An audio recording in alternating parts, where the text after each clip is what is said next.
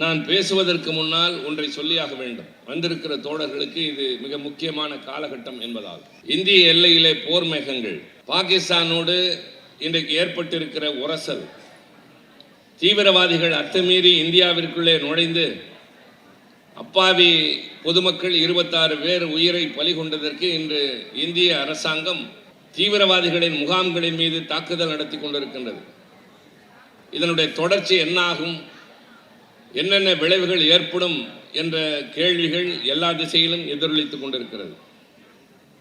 நாளைய தினம் நாடாளுமன்றத்தில் டெல்லியில் அனைத்து கட்சி கூட்டத்தை அரசாங்கம் கூட்டியிருக்கின்றது. ஆனால் நான் முதலமைச்சருடைய நிகழ்ச்சியில் கலந்து கொள்ள வேண்டிய நிகழ்ச்சியில் கழகத்தின் சார்பில் நிச்சயமாக நம்முடைய குழு தலைவர்கள் யாராவது நிச்சயமாக பங்கேற்பார்கள். இப்படி ஒரு நிகழ்வு நடைபெறுகிற போது நம்முடைய முதலமைச்சருடைய அறிக்கை முதலாக வெளியே வந்தது அவருடையதுதான்.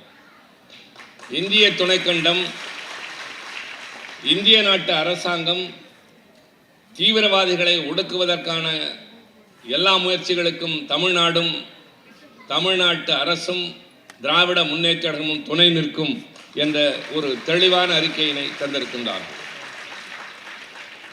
சில நாட்களுக்கு முன்பு தீவிரவாதிகள் தாக்குதல் நடந்த 2 நாட்களில் டெல்லியிலே கூட்டம் நடைபெற்றது. அந்த தாக்குதல் நடைபெற்ற போது நான் ஸ்ரீநகரிலிருந்து கிளம்பி வந்து கொண்டிருந்தேன். என்னை அந்த கூட்டத்தில் தலைவர் கலந்து கொள்ள பணித்ததோடு மட்டுமில்லை, அதில் உரையாற்றுகிற போது இது மாதிரி இக்கட்டான நேரத்தில் அரசாங்கம் எடுக்கிற ஆக்கபூர்வமான நடவடிக்கைகளுக்கு தமிழகம் துணை நிற்கும் என்ற உறுதியினை தாருங்கள் என்று சொன்னார். இதை நான் இப்போது குறிப்பிடுவதற்கு காரணம், சில பேர் இதை ஊன்றி கவனிக்க வேண்டும். டெல்லியிலே இருக்கிற அரசாங்கம் தன்னை எதிர்க்கிற கட்சிகள் உள்ள மாநிலங்களை, தங்கள் ஆட்சிக்கு ஆதரவு தராதவர்களை மாற்றாந்தாய் மனப்பான்மையோடு நடத்துகிற போது அதை எதிர்த்து போர்க்குரல் கொடுக்கிற முதல் குரல் நம்முடைய தளபதியினுடைய குரல் தான். ஆனால் அதே நேரத்தில் நாட்டுக்கு ஒன்று என்று சொல்லுகிற போது எல்லோருக்கும் முன்னால் வந்து இந்த நாட்டை பாதுகாக்க நாங்கள் நிற்போம் என்று சொல்லுவதும் நம்முடைய கழக தலைவர் தான். அதனால்தான் கூட்டாட்சி தத்துவத்தின் இணையற்ற பாதுகாவலர் என்ற தலைப்பு எனக்கு தந்திருக்கிற போது இது ரொம்ப பொருத்தம் என்று நான் கருதுகிறேன். நாட்டின் எல்லையிலே போர் மேகங்கள், இன்னும் சரியாக 10 மாதத்தில் தமிழ்நாட்டில் பொது தேர்தல் நடைபெற இருக்கின்றது.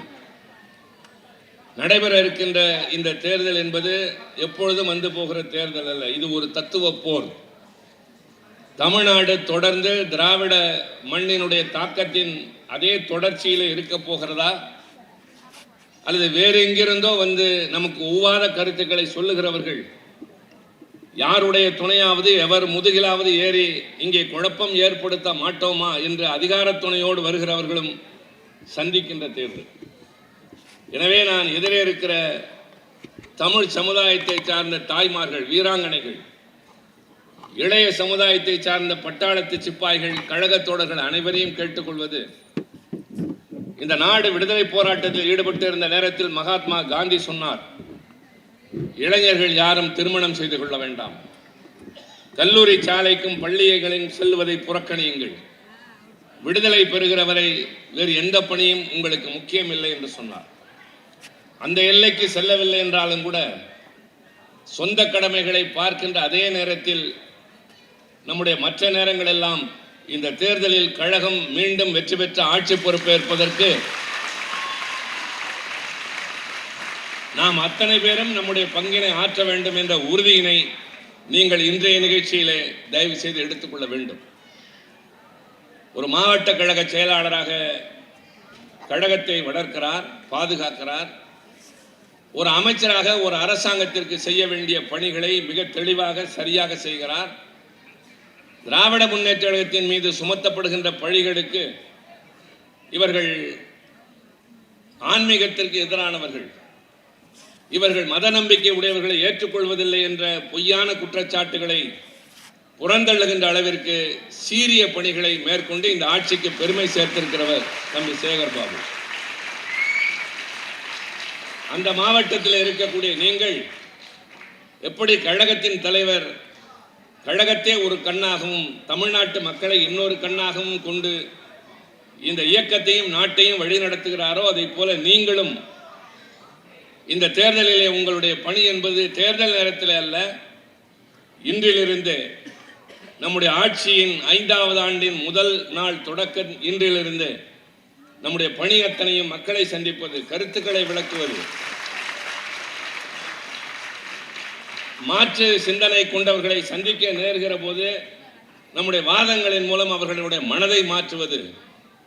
இவ்வளவு சிறப்பாக இதுவரை எந்த ஆட்சியும் திட்டங்களை நிறைவேற்றியது இல்லை. கோரிக்கைகள் வைத்து மதிக்காத ஆட்சிகள் இருந்தது. ஆனால் கோரிக்கைகளை வைக்க அவசியம் இல்லாமல் யாருக்கு என்ன தேவை என்பதை உணர்ந்து நிறைவேற்றுகின்ற ஒரு முதல்வரின் ஆட்சி இன்றைக்கு தமிழ்நாட்டில். எனக்கு பின்னாலே உரை நிகழ்த்த இருக்கிற 3 பேரும் 3 வெவ்வேறு தலைப்புகளில் உரையாற்றினாலும் இது அத்தனையும் அவர்கள் நிச்சயமாக தொட்டு பேசுவார்கள், சிலவற்றை விரித்தும் சொல்வார்கள். இந்த ஆட்சியினுடைய சிறப்புகள், செய்திருக்கக்கூடிய சாதனைகள், அதனாலே பயன்பெற்றிருக்கக்கூடியவர்கள் யார் யார் என்றெல்லாம் அவர்கள் பட்டியலிடுவார்கள். என்னுடைய கடமை இன்று கொள்கை வழி நின்று இயக்கம் எப்படி போராடுகிறது என்பதை சொல்ல வேண்டிய பொறுப்போடு நான் இந்த கருத்தரங்கத்தின் முதலில் தொடங்கி வைக்கிற மாதிரி நான் உங்கள் முன்னால் இப்போது உரை நிகழ்த்தி கொண்டிருக்கிறேன்.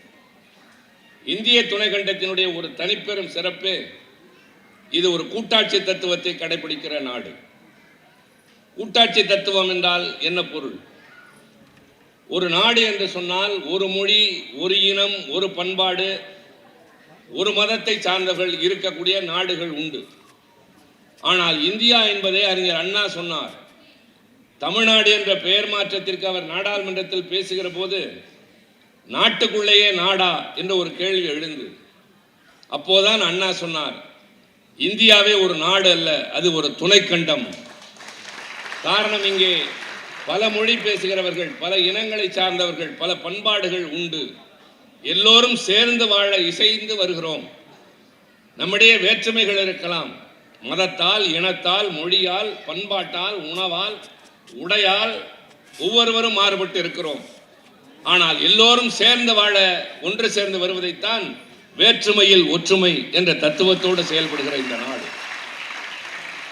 அப்படி செயல்படுகிற போது ஒன்றியத்தில் இருக்கிற அரசு என்பது எல்லாருடைய முதலாளியும் அல்ல, மாநிலங்களுடைய தொகுப்பு தான் இந்தியா என்ற ஒன்றியம்.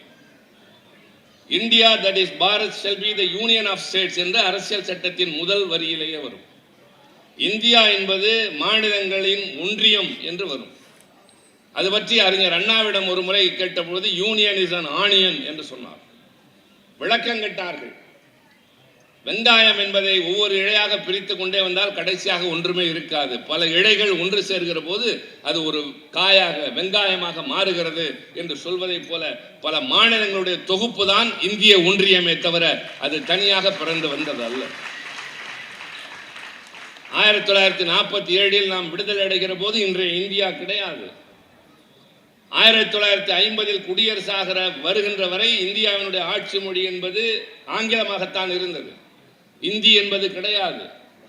அரசியல் சட்டம் நிறைவேறுகிற போது நடைபெற்ற விவாதத்தில் இந்தி மட்டுமே தான் ஆட்சி மொழியாக இருக்கும் என்று பலர் முன்மொழிந்த போது, இல்லை ஆங்கிலமே தான் தொடர வேண்டும் என்று வேறு சிலர் வாதிட்ட பொழுது, இருதரப்பும் சமமாக வந்த நிலையில் ஒரு கட்டத்தில் ஒற்றை வாக்கு வித்தியாசத்தில் இந்தி இருக்கலாம் என்று முடிவெடுத்த நேரத்தில் இந்தி இந்த நாட்டின் ஆட்சி மொழியாக இருக்கும், ஆங்கிலமும் இணை ஆட்சி மொழியாக இருக்கும்.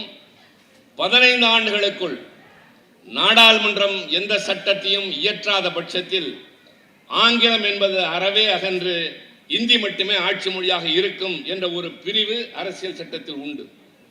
இதை உணர்ந்தவர்கள் இந்தியாவின் வேறு எந்த பகுதியிலும் இல்லை. நம்முடைய பிரதமரோ உள்துறை அமைச்சரோ அடிக்கடி சொல்வது, நாங்கள் கூட இந்தி பேசாத மாநிலத்தில் இருந்துதான் வருகிறோம் என்று சொல்வார்கள். இந்தி பேசாத மாநிலத்திலிருந்து வருகிறவர்களை தவிர அவர்கள் இந்திக்கு துணை போகிறவர்கள். இந்தியை தங்கள் தோளிலும் தலையிலும் சுமந்து கொண்டு அதற்கு மேலாக சமஸ்கிருதத்தை கொண்டு வர வேண்டும் என்று பாடுபடுகிறவர்கள். அரசியல் சட்டத்தின் இந்த ஆபத்தான பிரிவை முதலில் உணர்ந்த ஒரே மாநிலம் தமிழ்நாடு, ஒரே கட்சி திராவிட முன்னேற்ற கழகம். அதனால்தான் 1965 மாணவர் போராட்டம் பெரிய அளவிலே வெடித்தது. கலப்பள்ளி முதல் பள்ளி 64 கீழப்பள்ளூர் சின்னசாமி என்று தொடங்கி அது விரிந்தது. நான் சுருக்கமாகவே சொல்ல விரும்புகிறேன். அறிஞர் அண்ணா அவர்கள் இன்றைக்கு நான் இருக்கிற மாநிலங்களவை பெருமை மிக்க அந்த அவை, அதில் அண்ணா நாடாளுமன்ற உறுப்பினராக இருந்தபோது இதை எதிர்த்து பேசியிருக்கிறார். திராவிட நாடு என்பதை விளக்கி பேசியிருக்கிறார். எங்களை நீங்கள் வஞ்சிக்கிறீர்கள் என்பதை எங்கோ சென்னையிலே ஒரு மூலையிலே நின்று பேசவில்லை. டெல்லி பட்டணத்தில் இந்தியை திணிக்கிறவர்களுக்கு முன்னால், வடபுலத்தை ஆதிக்கம் செலுத்துகிறவர்களுக்கு முன்னால் என்று அண்ணா துணிச்சலாக பேசியதன் விளைவு ஆட்சி மொழி சட்டத்தில் திருத்தம் வந்தது. நண்பர்களை தெரிந்து கொள்ளுங்கள், இன்றைக்கு ஆங்கிலமும் ஆட்சி மொழியாக தொடர்கிறது என்பதற்கு காரணம் நம்முடைய பேரியக்கம் தான். இன்று காலை தொலைக்காட்சிகளில் வெளியுறவுத்துறையினுடைய செயலாளர் எல்லையிலே என்ன நடந்தது, நேற்று இரவு 1 மணியிலிருந்து 1:30 மணிக்குள்ளாக 25 நிமிடங்கள் தாக்குதல் நடந்திருக்கிறது. பாகிஸ்தான் ஆக்குபைடு காஷ்மீர் என்று ஒரு பகுதி இருக்கிறது. 65 போரின் போது பாகிஸ்தான் கைப்பற்றிய சில பகுதிகளை இன்னும் கைவிடவில்லை. அந்த இடத்திலே முகாமிட்டிருக்கிற தீவிரவாதிகளின் முகாம்களை இந்திய நாட்டினுடைய இராணுவம் சென்று தாக்கி இன்றைக்கு 90 பேர் அவர்களை பலி கொண்டிருக்கிறது என்று பெருமை கொள்கிறோம். அந்த நிலைமையை விளக்கி காலையிலே வெளியுறவு செயலர் தொலைக்காட்சியிலே பேசுகிறார். நான் காத்திருந்து கேட்கிறேன். கடமை எங்களுக்கு இருக்கிறது. நாளைக்கு சிறப்பு நாடாளுமன்ற கூட்டத்தொடர் நடக்கலாம், அல்லது நாடாளுமன்ற கூட்டமே நடக்கிற போது இது குறித்து பேசலாம். எனவே நடந்தது என்ன என்பதை ஊடகத்திலே மற்றவர்கள் சொல்வதற்கு முன்பாக நேரடியாக தெரிந்து கொள்ளலாம் என்று கேட்டால் அவர் இந்தியிலே அதை பற்றி விவரித்துக் கொண்டிருக்கிறார். நீண்ட நேரம் பொறுமையாகவே இருந்தேன். ஆனால் அடுத்து முடிந்த உடனேயே அதையே ஆங்கிலத்திலே அவர் சொல்ல ஆரம்பித்த போதுதான் புரிந்தது திமுக என்ற இயக்கத்தினுடைய தாக்கம் இன்றைக்கு அவர்கள் ஆங்கிலத்திலும் பேச வைத்திருக்கிறது. காரணம் என்ன? இந்தி என்பது இந்த நாட்டில் இருக்கிற பல மொழிகளில் அதுவும் ஒன்று. இன்னும் சொல்ல வேண்டும் என்றால் அந்த மொழி தோன்றி ஒரு 300 ஆண்டுகளுக்கு உள்ளாகத்தான் ஆகிறது. அதற்கென்று சொந்த எழுத்து வடிவம் கூட கிடையாது. கொஞ்சம் அதிக பேர் பேசுகிறார்கள் என்பதற்காக அதை எங்கள் மீது திணிக்காதீர்கள் என்று சொல்லுகின்ற உரிமை தமிழ்நாட்டை சார்ந்த நமக்கு இருக்கிறது. இந்தி நமக்கு எதிரி அல்ல, வேறு மொழி பேசுகிறவர்கள் நமக்கு வேண்டாதவர்கள் அல்ல. ஆனால் தாய்மொழியை நகர்த்துவதற்கு, அகற்றுவதற்கு, அதற்கு மாற்றாக இன்னொன்று வறுமையானால் அது எதுவாக இருந்தாலும் எதிர்த்து நின்று போராடுகிற கடமை நமக்கு உண்டு.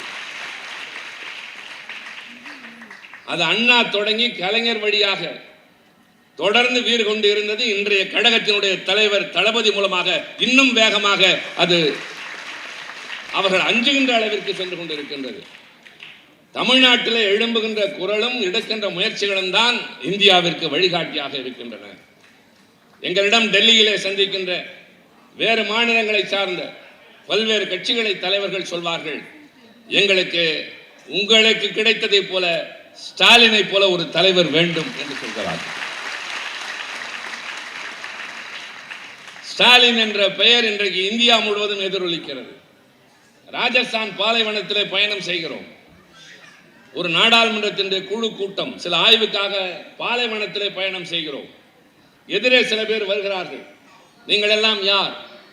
நாங்கள் நாடாளுமன்ற உறுப்பினர்கள், அரசு பயணமாக வந்திருக்கிறோம். எந்தெந்த மாநிலங்கள் என்று சொல்லுகிற போது ஒவ்வொருவரும் சொல்கிறார்கள், நான் உத்தரப்பிரதேசம், நான் மேற்கு வங்காளம், நான் கர்நாடகா என்று.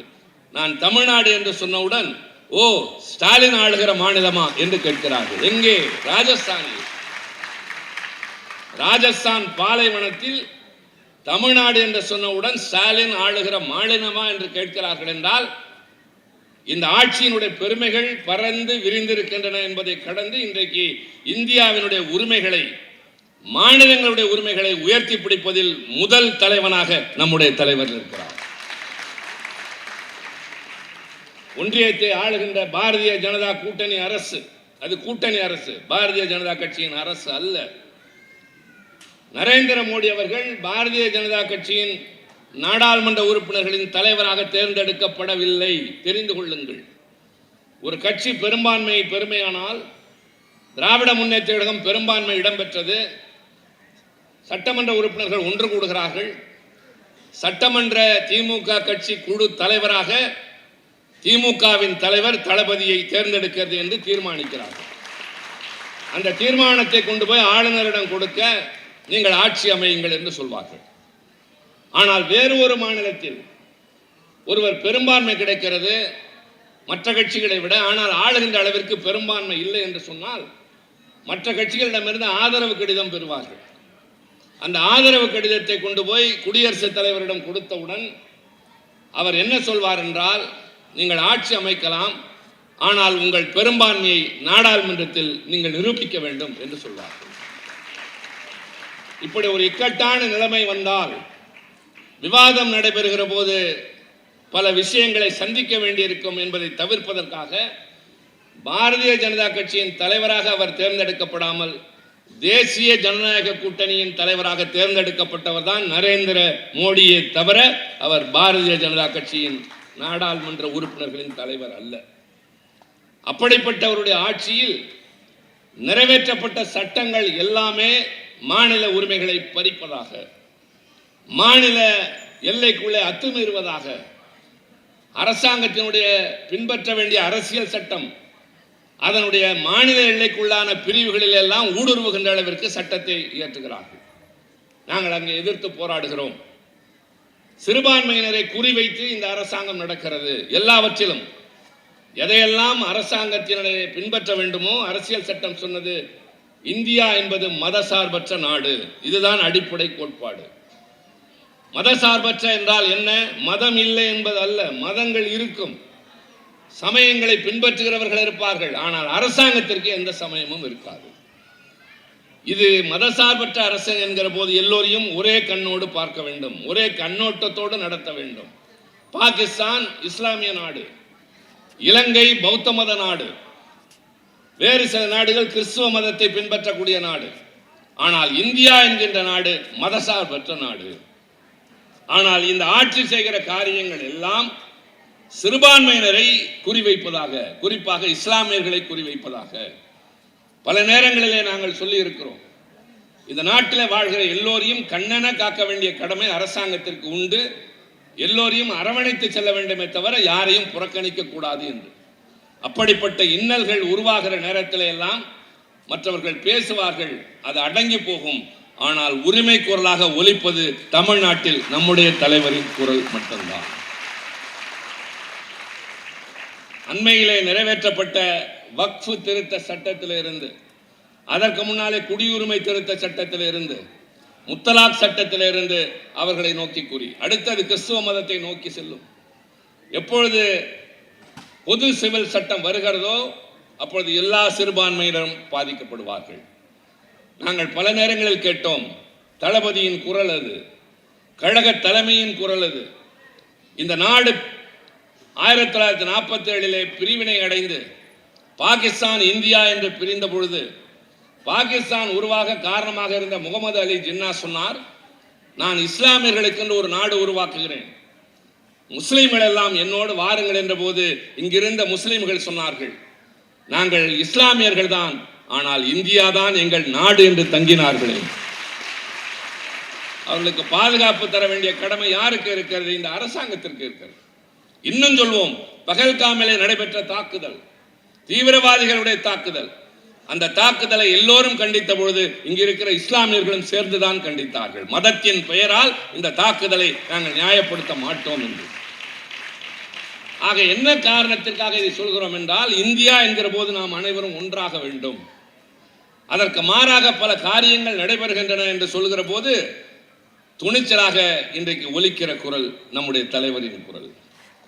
அண்மையிலே நடைபெற்ற ஒரு நிகழ்ச்சியை நீங்கள் கண்டுகளித்திருப்பீர்கள், நேரு உள் விளையாட்டரங்கத்தில் மாநில சுயாட்சி நாயகர் என்று.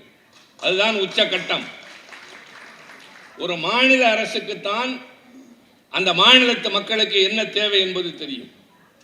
அவர்கள் தேவைகளுக்கு ஏற்ப திட்டங்களை தீட்டுவதோ சட்டங்களை இயற்றுவதோ அந்த மாநில அரசுக்கு மட்டும்தான் உரிமை உண்டு. உதாரணத்திற்கு சொல்லலாம், நான் 50 ஆண்டு காலமாக சென்னைக்கு வருகிறேன், கூட்டத்தில் பேசுகிறேன். ஆனால் எனக்கு இந்த பகுதியிலே வாழ்கிறவர்களுடைய தேவை என்ன என்பது எனக்கு தெரியாது. நான் வந்து போகிறவன். உங்களுக்கு என்ன தேவை என்பது சேகர் பாபுவுக்கு தான் தெரியும். உங்களுக்கு என்ன தேவை என்பது இங்க இருக்கிற பகுதி செயலாளர் முரளிக்கு தான் தெரியும். அது மாதிரி தமிழ்நாட்டுக்கு என்ன தேவை என்பது அதை ஆளுகின்ற மக்களால் தேர்ந்தெடுக்கப்பட்ட பெரும்பான்மை பலத்தோடு முதல்வராக இருக்கிற எங்களுடைய தலைவனுக்கு தான் தெரியுமே தவிர டெல்லி பிரதிநிதிக்கு அல்ல. டெல்லியிலே ஆளுகிறவர்களுக்கு அல்ல. அவர்கள் எங்களை கலந்து பேசிதான் எதையும் செய்ய வேண்டும். நாங்கள் செய்வதற்கு துணை நிற்க வேண்டும். ஆனால் நாம் நிறைவேற்றுவதற்கெல்லாம் அவர்கள் எதிர்ப்பு தெரிவிக்கிறார்கள். பணம் தர மாட்டோம், நிதி தர மாட்டோம், நமக்கு தர வேண்டியதை தர மறுக்கிறார்கள். தமிழ்நாடு அரசு இந்தியாவின் ஒட்டுமொத்த வளர்ச்சிக்கு தருவது 9.69. இன்றைக்கு பேசிக்கொண்டே இருக்கிறோம். அது வளர்ச்சி. உதாரணத்திற்கு சொன்னால் 100 ரூபாய் இந்தியாவிற்கு வருமானம் என்றால் அதில் 9.25 ரூபாய் தமிழ்நாடு தருகிறது. நமக்கு திருப்பி தருவது எவ்வளவு தெரியுமா? வெறும் 4 ரூபாய் தான்.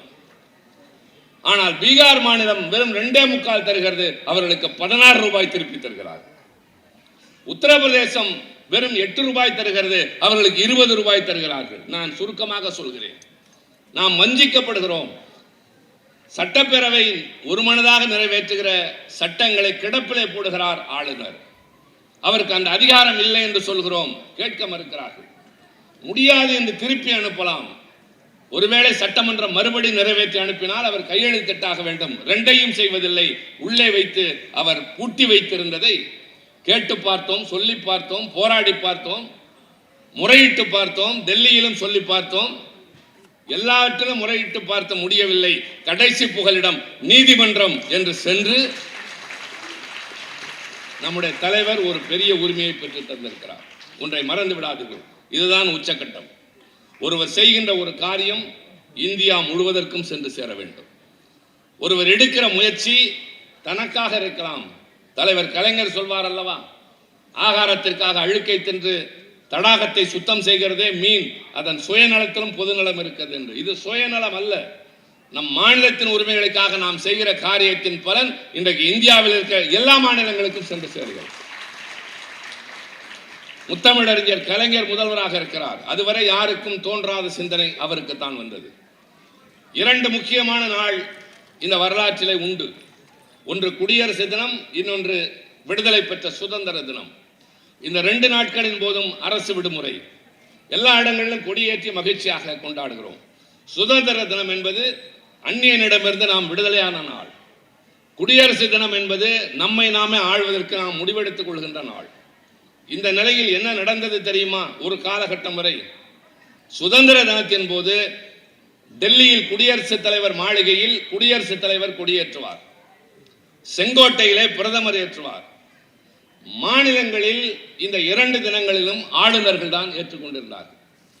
கலைஞருக்கு என்னென்ன சிந்தனை மாறுபட்டதிலே வந்தது என்றால் அது வேறு வேறு செய்திகளுக்கு போகும், பின்னால் பேசுகிறவர்கள் சொல்வார்கள். அதற்கு ஒரு உதாரணம் தான், அவர்தான் பிரதமராக இருந்த இந்திரா காந்தி அம்மையாரிடம் சொன்னார், குடியரசு தினத்தின் போது அங்கே குடியரசுத் தலைவர் கொடியேற்றுகிறார், இங்கே ஆளுநர்கள் ஏற்றுகிறார்கள், நியாயம். ஆனால் சுதந்திர தினத்தின் போது மக்களால் தேர்ந்தெடுக்கப்பட்ட பிரதமர் கொடியேற்றுகிறார் என்றால் மாநிலங்களிலே மக்களால் தேர்ந்தெடுக்கப்பட்ட முதலமைச்சர் தானே கொடியேற்ற வேண்டும் என்று சொன்னார். அதில் இருந்த நியாயத்தை புரிந்து கொண்ட அம்மையார் இந்திரா காந்தி சரி என்று இசைவு தெரிவித்து அதை ஆணையாக பிறப்பித்து சரித்திரத்திலே முதலாக சென்ட் ஜார்ஜ் கோட்டையிலே தலைவர் கலைஞர் கொடியேற்றிய பொழுது அதே நாளில் இந்தியாவின் எல்லா மாநிலங்களிலும் முதலமைச்சர்கள் கொடியேற்றினார்கள். அதே போல இன்றைய முதலமைச்சர் நீதிமன்றத்திற்கு சென்று உச்ச நீதிமன்றத்திலே உத்தரவு பெற்று வருகிறார். மாநில சட்டப்பேரவை நிறைவேற்றுகிற சட்டங்களை, ஒருமனதாக நிறைவேற்றுகிற சட்டங்களை, மக்களுக்கான சட்டங்களை கையெழுத்திட வேண்டிய ஆளுநர் குறிப்பிட்ட காலத்திற்குள் திருப்பி அனுப்ப வேண்டும். திருப்பி அனுப்பி மீண்டும் வந்தால் கையெழுத்திட வேண்டுமே தவிர அதை கிடப்பிலே போடுவதற்கு உரிமை கிடையாது. அப்படி கிடப்பிலே வைத்தால் நீதிமன்றமே அரசியல் சட்டம் தந்திருக்கிற உரிமையின் அடிப்படையில் அவர்கள் நிறைவேற்றியதை எல்லாம் சட்டமாக்கும் என்ற சரித்திர சாதனை. நான் சிலிர்த்து போனவனாக பேசுகிறேன். ஒரு மாநில சட்டப்பேரவை நிறைவேற்றியதற்கு கையெழுத்திட வேண்டிய ஆளுநர் மறுத்த போது நீதிமன்றம் சொல்கிறது நாங்கள் அத்துமீறி அல்ல, உரிமைகளை கடந்த அல்ல, இன்னொருவர் அதிகாரத்தை பறித்தல்ல, அரசியல் சட்டம் உச்சநீதிமன்றத்துக்கு தந்திருக்கிற அதிகாரத்தின்படி அவர்கள் நிறைவேற்றியதை சட்டமாக இந்த நீதிமன்றம் அறிவிக்கிறது என்று சொல்லி 10 மசோதாக்கள் நிலுவையில் என்றது சட்டமாகி இன்றைக்கு தமிழ்நாட்டில் இருக்கிற எல்லா பல்கலைக்கழகங்களுக்கும் வேந்தர் தமிழ்நாட்டின் முதலமைச்சர் மாண்புமிகு தளபதி. இது தமிழ்நாட்டில் மட்டுமல்ல, இந்தியாவின் எல்லா மாநில முதலமைச்சர்களும் அங்கு இருக்கிற பல்கலைக்கழகத்தின் வேந்தர்களாக பொறுப்பேற்கிறார். எப்படி கலைஞர் கொடியேற்றி வைக்கிற உரிமையை பெற்று தந்தாரோ எல்லா மாநில முதல்வர்களுக்கும், அதுபோல இன்றைக்கு நீங்கள் நிறைவேற்றுகிற சட்டங்கள் தானாகவே அது சட்டமாகும். ஆளுநர் கையெழுத்திட வேண்டும், இல்லாவிட்டால் வாயை மூடிக்கொண்டு சும்மா இருக்க வேண்டும் என்ற சட்டத்தை, உத்தரவை சேகர் பாபு சொல்லவில்லை, தமிழ்நாட்டின் முதலமைச்சர் சொல்லவில்லை, உச்ச நீதிமன்றம் சொல்லியிருக்கிறார். நீதிமன்றம் சட்டங்களை இயற்றுகிற மன்றம், இவர்களுக்கெல்லாம் தனி மரியாதை உண்டு. செப்பரேஷன் ஆஃப் பவர்ஸ் என்று சொல்வார்கள். Executive, legislature and judiciary. Executive என்பது நிர்வாகம், லெஜிஸ்லேச்சர் என்பது இப்பொழுது நாங்கள் இருக்கிற அவையை போல சட்டங்களை இயற்றுகிற மன்றம். நீதிமன்றம் அந்த சட்டங்கள் சரியா இல்லையா என்று பார்க்க வேண்டியது ஒரு கேள்வி வரும் ஐஏஎஸ் தேர்வுகளில். இந்த மூன்றில் எது உயர்ந்தது? குடியரசுத் தலைவரா, நாடாளுமன்றமா, நீதிமன்றமா என்றால் அதனுடைய பதில் இதில் எதுவும் இல்லை, அரசியல் சட்டம் தான் எல்லாவற்றிற்கும் உயர்ந்தது. The guiding force. நாடாளுமன்றம் சட்டத்தை இயற்றினால் அரசியல் சட்டத்திற்கு உட்பட்டு இயற்ற வேண்டும். நிர்வாகம் எதை செய்தாலும் அரசியல் சட்டத்திற்கு உட்பட்டு செய்ய வேண்டும். அதே போல உச்ச நீதிமன்றம் எல்லாம் அரசியல் சட்டத்திற்குள் இருக்கிறதா என்று உயர் நீதிமன்றமோ உச்ச நீதிமன்றமோ பார்க்க வேண்டும். ஆக அவ்வளவு சிறப்பான ஒரு அரசியல் சட்டத்தை இந்த நாட்டிலே பெரும் அறிஞர்கள் உட்கார்ந்து 3 ஆண்டுகள் விவாதித்து நம் கையிலே தந்துவிட்டு போயிருக்கிறார். ஆனால் அம்பேத்கர் தலைமையிலே வரைவு செய்யப்பட்ட அந்த அரசியல் சட்டம் நம் கையில் இருக்கிறது. அதன் அடிப்படையில் தான் இன்றைக்கு நீதிமன்றம் அரசியல் சட்டத்தை காத்து மாநிலத்தின் உரிமைகளை உயர்த்தி பிடித்திருக்கிறது. ஆனால் அது அத்தனைக்கும் காரணம் ஒரு தலைவன், நம் தலைவன், தமிழ்நாட்டின் முதல்வர். ஆக ஏதோ நம்முடைய தலைவர் என்பதற்காக உயர்த்தி பேசுகிறோம் என்பதல்ல. நாட்டு மக்கள் சிந்தித்து பார்க்கட்டும். யாருடைய ஆட்சியில் இப்படி கேட்காமலே திட்டங்கள் அணிவகுத்து தொடங்குகின்றன? யாரை நாங்கள் கருதாமல் இருக்கிறோம்? தாய்மார்கள், பிள்ளைகள், பள்ளிக்கூடம் போகிற குழந்தைகள், மாணவர்கள், விவசாயிகள், தொழிலாளர்கள், தொழில் செய்கிறவர்கள், இப்படி எல்லா தரப்பினரையும் பார்த்து பார்த்து அவர்களுக்கு திட்டங்களை திட்டுகிற ஒரே அரசு என்பதோடு மட்டுமில்லை, உரிமைகளை பாதுகாக்கிறோம். அதே நேரத்தில் இந்த நாட்டுக்கு ஏதாவது ஆபத்து என்றால் நாங்கள் இருக்கிறோம் என்று முன்னால் வந்து நிற்பதும் நாம் தான். தம்பி அப்துல்லா ஒரு நாள் நாடாளுமன்றத்தில் பேசுகிற போது அவருடைய வார்த்தை தவறாக புரிந்து கொள்ளப்பட்டு திமுகவை தீவிரவாத கட்சி என்பது போல அங்கே விமர்சித்தார்கள். கடுமையான கொந்தளிப்பு. நான் குறுக்கிட்டு பேசினேன், என்னை பேச அனுமதித்தார்கள். நான் சொன்னேன், ஒன்றை புரிந்து கொள்ளுங்கள், திமுகவை பிரிவினைவாத கட்சி எந்த காலத்திலும் சொல்லாதீர்கள். நாங்கள் திராவிட நாடு கேட்டது உண்மை, ஆனால் அந்த கோரிக்கையை கைவிட்டோம். கோரிக்கை அல்லது எங்கள் கொள்கை, எங்கள் உயிர், நாங்கள் நினைத்தது. ஆனால் எப்போது கைவிட்டோம் தெரியுமா? சீனா இந்தியாவின் மீது படையெடுத்த போது, தம்பி வீடு இருந்தால்தான் ஓடு மாற்ற முடியும் என்று சொல்லி ஒரு கொள்கையை கொடுத்து இயக்கத்தையும் நாட்டையும் அண்ணா காக்க வந்தார். பங்களாதேஷ் யுத்தத்தின் போது உத்தரப்பிரதேசம் போன்ற பெரிய மாநிலங்கள் கூட தராத அளவிற்கு 6 கோடி ரூபாயை அள்ளி கொடுத்தவர் தமிழ்நாட்டின் முதலமைச்சர் எங்கள் தலைவர் கலைஞர். எல்லா நேரங்களிலும் நாங்கள் இப்படித்தான் இருப்போம், எங்களை கொச்சைப்படுத்த வேண்டாம் என்று பேசிய பொழுது மாநில உரிமைகளை காக்க போராடுவோம், ஆனால் இந்த நாடு என்று வருகிற போது எங்களைப் போல அதை பாதுகாக்கிறவர்கள் எவரும் இல்லை என்று சொன்னதை கேட்டார்கள், அமைதியானார்கள். இன்றைக்கும் அதுதான் நிலைமை. உரிமைகளுக்கு குரல் கொடுக்கிறோம், உறவுக்கு கை கொடுக்கிறோம். தீவிரவாதிகள் முகாம்கள் மீது தாக்குதலா? நீங்கள் எடுத்த நடவடிக்கை சரி. நீங்கள் தீவிரவாதிகள் மீது நடக்கிற தாக்குதல் எதுவாக இருந்தாலும் அதற்கு இந்த மாநிலம் துணை நிற்கும் என்ற பொறுப்பு மிக்க முதலமைச்சர். மாநிலங்களின் உரிமைகளை உயர்த்தி பிடிக்கிறார், கூட்டாட்சி தத்துவத்தை பாதுகாக்கிறார், நாட்டு மக்களுக்கு நன்மை செய்கிறார். ஒரு கட்சியின் தலைவனாக, ஒரு கொள்கையின் காவலனாக, ஒரு மக்களினுடைய பாதுகாவலனாக, ஒரு தலைசிறந்த தலைவனாக இன்றைக்கு பரிணமித்து நிற்கிற நம்முடைய முதல்வரின் ஆட்சி இன்னும் தொடர வேண்டும் என்பதுதான் நம் முழக்கம். நாடு போற்றும் 4 ஆண்டு, தொடரட்டும் பல்லாண்டு என்று சொல்வது அவர் முதலமைச்சராக வேண்டும் என்ற சுயநலம் அல்ல, இவர் அமைச்சராகவே இருக்க வேண்டும் என்பதல்ல, மற்றவர்கள் எல்லாம் பதவியில் இருக்க வேண்டும் என்பதல்ல. இந்த கட்சி ஆட்சியில் இருந்தால் மக்கள் நலமுடன் வாழ்வார். காவலன் கண் விழித்திருந்தால் கள்வனின் பயம் இருக்காது. காவலனே கள்வனாகிவிட்டால் மக்களுக்கு நிம்மதி இருக்காது. திமுக நல்ல காவலன், கண் விழித்து உங்களை பாதுகாக்கும். இந்த இயக்கத்தை பாதுகாத்து தாருங்கள். எதிர்காலம் ஒளிமயமாகும். நன்றி, வணக்கம்.